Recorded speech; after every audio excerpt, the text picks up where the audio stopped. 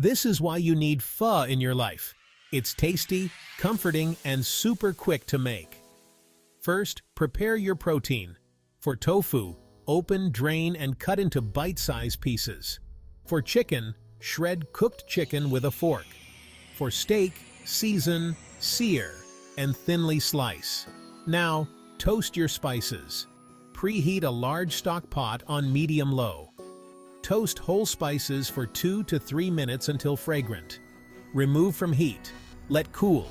Place in a mesh bag and lightly crush. For the broth, mix 9 to 10 cups of water with broth concentrate. Add the spice sachet and mushrooms. Cover and boil on high for 10 minutes. Cook rice noodles by soaking them in boiled water for 6 to 7 minutes. Drain and rinse under cold water. Plate your noodles, ladle broth over them, and top with steak if using. Customize with sriracha, hoisin sauce, green onion, lime, cilantro, and fish sauce. Enjoy with chopsticks and a large soup spoon.